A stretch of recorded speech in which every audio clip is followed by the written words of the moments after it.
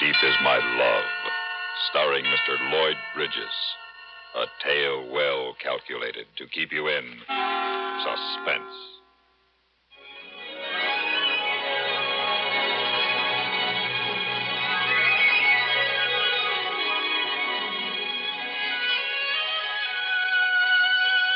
A man's got a right to be alone once in a while. It isn't too much to ask. A couple of hours of solitude in the weekends, poking around the sea bottom with an air tank on your back. Joyce had me the rest of the time, waking and sleeping. Well, that was all right. She was a good kid, and I loved her. But I had made one bad mistake. I taught her to skin dive. Now she even wanted to be with me underwater. Darling? Yes, dear. Why not? Why can't I dive with you? What could I tell her? That today I had to dive alone? Return alone to the deep to see if I'd gone insane? To see if the beauty below was real or as false as the colors of a kelpfish? To see if the girl was real? No, of course she wasn't. And yet, I had to go. And alone. I had to be sure. It's, there are dangerous currents out there. I'm as good a skin diver as you. You said so yourself, and George is bringing some gear for me. He promised. No, Joyce. Hand me my fins, will you? Here. If it's too dangerous, I don't want you out there. George said you went too deep last week anyway. He went just as deep as I did. Looking for you. He said he got a touch of narcosis. Narcosis. Raptures of the deep. Too much nitrogen in the blood at too great a depth. Any diver, even a pro, could get it below 100 feet. They say it's a kind of ecstasy. But it could be a deadly ecstasy, luring you downward and downward, spiraling through the swaying greens, through the sapphire blues to the depths where all was black and white and motionless as death. Had George had it? Had I had it? Was it this that tempted me deeper and deeper? Or was it simple escape? To a world where a man is as truly alone as the crayfish under his rock or the moray eel in his grotto. What's wrong with you, Don? You've been acting funny all week. Did you have narcosis? Was George right? No, of course not. And I'm going to tell him to stop tailing me around like an anxious porpoise. I've been diving just as long as he has. Good. Maybe he'll quit and you'll dive with me again. You play tennis with me. You never go skiing without me. We're together every second you're not at work, so why can't we... Joyce. Well, I want to know. We do everything together, and now you Maybe that's the trouble. What do you mean? Hi, kids. I'll skip it. Here he is. Oh. Hi, Joyce. Hi, George. I'm sorry, I had to fill the tanks. It's okay. Brought an extra tank, some gear for you, Joyce. She isn't coming, George. Oh? Well, whatever you say, but we could keep it shallow. A lot more lobsters at 30 feet than 200. She's not coming, George. Meet King Neptune. That's his world, and he doesn't want any women in it. You know, Joyce, he was out of my sight in that grotto for 15 minutes last week. Maybe he's got a mermaid down there. I was after a lobster. What, at 200? Hey, no kidding, buddy. I'm not following you down there again. Those old nitrogen bubbles started playing tag in my brain. I could hear the angels singing loud and clear. I just about fell in love with a sand shark. What do you mean? I had it, man. Nitrogen narcosis. It's cheap drunk with no hangover unless you go all the way, and then it's so permanent. Oh, sir, it's not for me. There's plenty of warning. Yeah, sure, but it's such a lovely warning. Real pleasant. Your arms turn numb, you couldn't care less. You maybe hear voices, and you couldn't care less. And the deeper you go, the deeper you want to go, and you couldn't care less. No, sir, make mine martinis. You might drive off a cliff going home, but at least it's quick. So let's keep it a little shallower today, huh? You tell him, Joyce. I don't care if he finds a tunnel to China. I'm going to look for seashells, if that's all right, Don. I won't get my feet wet. I watched her start down the beach, head up to hide her disappointment. Lovely brown body swaying as she picked her way through the rocks. I almost called her back. She liked diving. It really wasn't fair to cut her out. But something stopped me. Something calling to me from beyond the rolling surf. You ready, George? Yeah, just about. I think you had it too, Don. What? Narcosis. When I finally got the guts to go hunting for you, remember where I found you? In the mouth of that cave with a silly look on your face. When I tried to get you to go, you looked like you were going to go for me. Well, I was, looking for something. You ready now? Don! Oh, for crying out loud. What? Don't go deep. Oh, I'm telling you, if it isn't you, it's her. Okay, Joyce. All right, let's go, huh?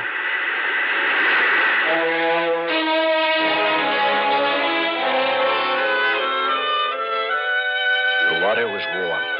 In snorkeling on the surface, I could see that it was clear as air below. Clear and green, with the giant kelp swaying, beckoning me down. But I pushed ahead to the hole off Point Dume, a bottomless deep astride the great circle course the gray whales take from Galita Point to the breeding grounds in Magdalena Bay. I had seen whales here, startling as moving reefs, suspended between surface and bottom, driven southward, always southward, driven by the urge to mate. I had seen black sea bass flashing downward at the sound of a boat, and great bat rays gliding deeper than I could follow. And here I had once speared a 30-pound sheep's head. I had nightmares for weeks and remorse, because he was harmless and friendly, and I'd killed him on impulse to bring him back to Joyce. He'd sounded for the deep when I hit him, trying to lose me and retreat to some dark hole to nurse his wound, as all creatures will. But the spearhead held, and I'd taken all the depth that he could find. Now he hung as a reminder in my garage. I hadn't speared a fish since. I hated lately even to drag the big bull lobsters from their holes. It was so much better just to drift along the bottom and look and wonder. Hey, Tom, how far are we going? I pretended that I hadn't heard.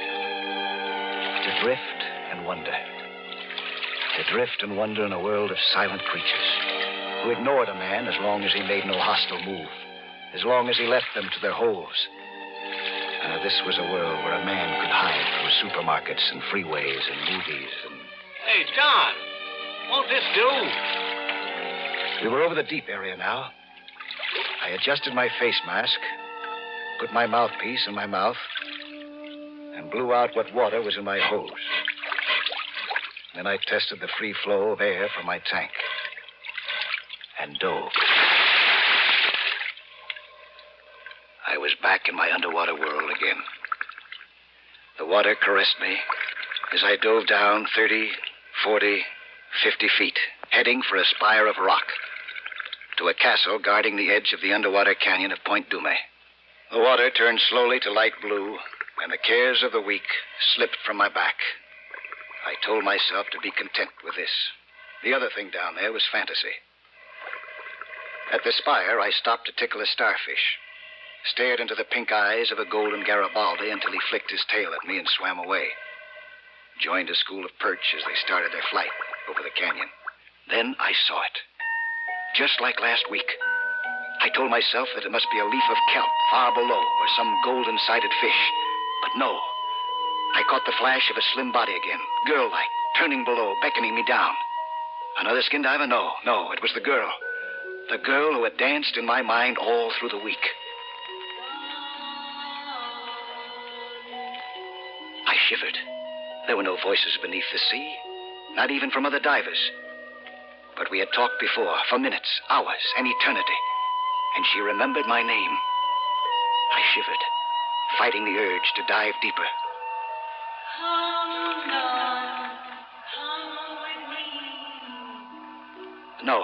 No, I better not.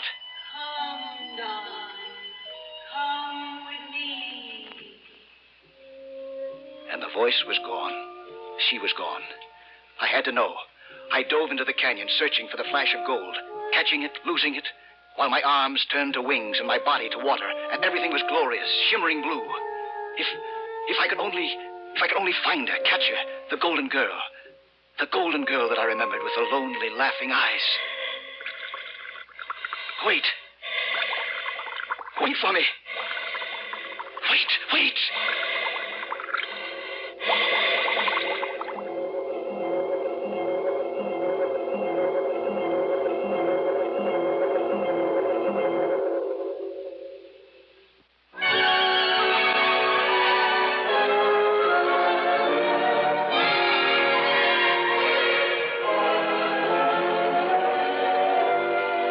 I glided around the giant boulders, midnight blue at 200 feet, soared through a lighter blue spotlight of sun filtering through the branches of a giant kelp above. I had somewhere lost her, the golden girl. But I knew that I'd find her again, that she was only teasing. Until I did, it was ecstasy to move suspended in the liquid void, watching my air bubbles form a pearly necklace past my face mask. A moray eel, rattlesnake of the deep, flashed by, and I waved to him. It didn't seem odd anymore. Words underwater. And I could speak, too. Where are you? Hiding. What are you laughing at? I don't know. I just feel like laughing. Where are you? Can't you see me? All at once, rounding a reef, I did see her. She was sitting in a shaft of blue sunlight, and all around her towered the age-old rocks of the Dumay Deep. Her body was as golden as I had remembered. Her face half familiar, her eyes laughing and lonely. This was no thing of the deep, no mermaid of legend. This was a woman, all mankind's woman, and in her eyes was understanding of all men. And I loved her, and feared her at the same time.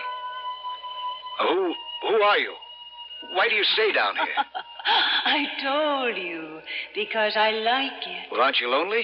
I like being alone. Yes, I do too sometimes. But it seems like I never am anymore. I know. How do you know? I know all about you. Hey, you don't have a mask. How do you breathe? I'm used to it. Where do you stay? Don't you remember? Faintly, I remembered a cave in the depths. A dark, warm place of song and peace. Yes, I think I do. Do you want to go there? No, I better not. We'll be alone there. But I've been down so long, my tank's... We'll be alone there. George will be worried. We'll be alone. And my wife. We'll be alone. Then she was swimming lazily through the boulders, and I was following her to a dimly remembered grotto. At last, we were close together in the dim, watery cave. You're alone now, Don. You're alone. I wanted suddenly to kiss her. I fumbled with my mask. If you take off your mask, you won't be able to see. You might drown. Come here. Wait. There's somebody there. What? I can hear somebody outside. We aren't alone. I peered from the grotto and saw George groping through the shadows, searching. It's my buddy. Well, he's looking for me. I don't know. What can I do? He found me here once before. You have a right to be alone. I know, but what can I do? If he comes closer, you're as strong as he is. Stronger. You mean? You know what I mean. I crouched in the cave, coiled like a moray eel, ready to strike if he peered in, blocking my light, and I tensed. He's gone. Come here. Come to me. She slid into my arms, pliant as kelp, light as water itself. Aren't you afraid? You've been down so long. No, I don't care. I don't care. Wait. What's that? If he's back, I'll kill him. No, it isn't he. It isn't he. Well, who is it? It's your wife. My what? How could she be down here? They're looking for you. You've been down so long. What'll I do? Do you want to go with her? No. I want her to let me alone. Just for a little while. She won't. She's even followed you here. Oh. She'll never let you be alone. What'll I do? You know what to do. But I love her, you know. A man has a right to be alone. I'd let you alone. I backed into the cave and waited. A form moved by the entrance to the grotto, and I saw in the gloom my wife's face, frowning behind a mask, peering and worried. Oh, why can't she let me alone? She never lets you be alone. All right then. Will you let me alone? Let me alone!